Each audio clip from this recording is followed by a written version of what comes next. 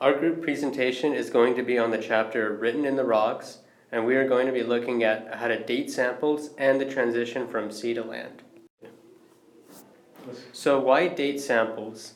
By dating samples, it provides an estimate as to how long ago the specimen lived. It provides key insights to the life of the species, such as environment, food sources, fellow living organisms, etc. Also, it allows us to develop a timeline that distinguishes different periods of life on Earth, and really the possibilities are endless in terms of knowledge.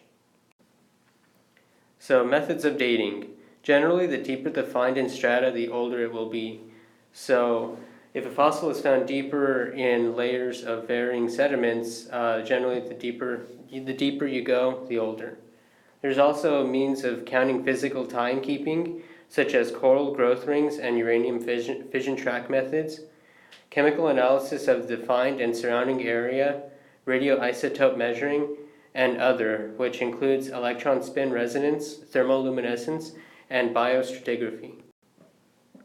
So this here is just a picture of various layers of sediment that illustrates that the lower you go, generally the older the fossil will be. Physical timekeeping. Coral growth rings are very similar to tree growth rings. Depending on the species of coral, these rings can be added on a daily, monthly, or yearly basis, allowing scientists to calculate the age of the organism and even the length of the days it lived through. Next up are uranium fission tracks. Scientists can measure a track made by pieces of a decaying uranium atom during fission. The restriction is that the find must contain uranium. Carbon dating is a method which measures carbon-14 in a sample and compares it to what's in equilibrium surrounding the environment. It's good for thousands of years, but anything older requires something else, such as uranium fission tracks. Some other means of dating samples includes electron spin resonance, which measures a certain number of paramagnetic centers which produce different levels of radiation. Biostratigraphy is a system that states that fossils possess characteristics of certain types of strata. And lastly, thermoluminescence. Thermoluminescence is a technique used on sediment with irregularities that arose from radioactivity and cosmic rays. Gamma rays are then used to obtain a certain light that's emitted from the sample. Onto the land, from fish to amphibians. By examining fossils, we can find answers to evolutionary questions, like the transition from fish to amphibians. 30 million years ago, life was mainly swimming in the oceans, and life there was amazingly scary. You had giant king scorpions that looked like this. This fossil, right here, was found in strata dated 390 million years ago. Its predicted size was about 8.5 feet. That is taller than most humans. I mean, if you scale it, that's about it. You fast forward 30 million years later, there is now walking vertebrates. So what happened in between those 390 million years ago and 360 million years ago? So what happened? Evolution happened. Neil Shubin, this guy right here, had spent years studying the evolution of limbs from fins. He predicted to find a transitional form in strata found 375 million years old. Not only that, he also knew that they had to be found in fresh water rather than marine sediments because of these ancestors lived in fresh water. After doing some intense research into geology textbooks, Shubin found a region of unexplored Canadian Arctic called Ellesmere Island. This area met all the right criteria. After a gruesome 5 years of having found nothing, Shubin was on his last straw. But it was on this last straw that he found one of evolution's greatest predictions. What Neil Shubin found was Tiktaalik rosé, and I might be pronouncing it wrong, but you get the point. This guy right here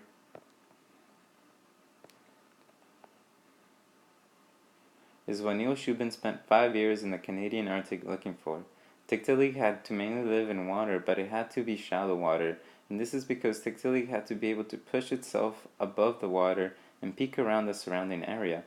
Most of these guys probably weren't curious enough to leave the water, but all of humanity depended on that one guy that was curious enough to leave the water, even though it might have only been for a few seconds or even a minute. I mean, Tiktaalik was probably just trying to impress the ladies or escape some predators. So let's look at some of the structures of Tiktaalik. So as noted, Tiktaalik has a combination of both fish and amphibian structures. Features that it possesses, that we primarily associate with fish, include the presence of scales, gills, and fins. The amphibian-like features that it has are the flattened head, the eyes and the nostrils being located at the top of the head, and it also has a neck, a feature that is not found in previous species of fish. It also has a primitive ribcage and lungs. This means that Tiktaalik had the ability to breathe in both air and water. So if we look at non-tetrapodomorph fish, the radius and ulna don't have the ability to move independently from each other. This can be contrasted with Tiktaalik and tetrapods, which have the ability to move the radius and ulna separately.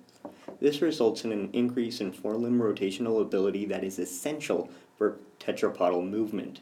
However, if we look at Tiktaalik's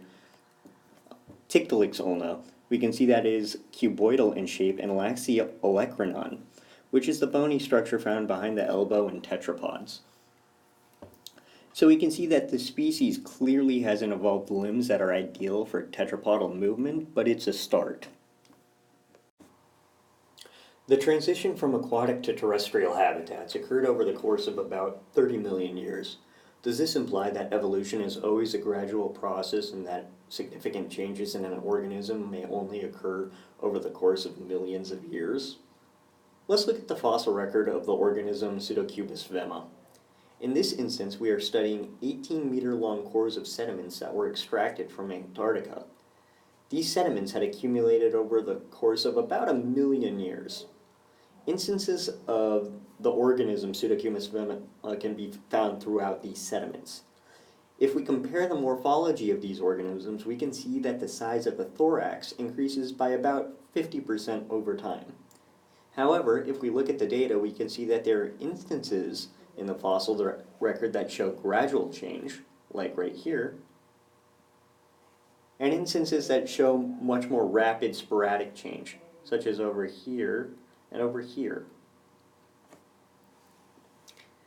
This isn't a completely unique phenomenon. In fact, it is fairly common in the fossil record. Because evolution tends to select for environmentally favorable characteristics in a species, over time, changes in physical characteristics will fluctuate with environmental changes. Historically, the Earth has had instances of both sporadic and gradual changes, so naturally, it makes sense that we see similar trends in the fossil record.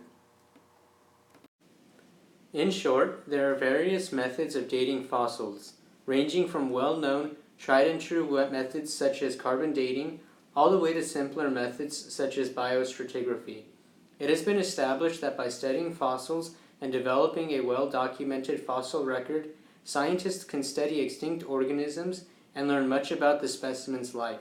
Knowledge such as diet, age, and even evolutionary checkpoints can easily be attained, perhaps the most important being evolutionary transitional forms such as Tiktaalik that dispel all opposition to evolution even occurring.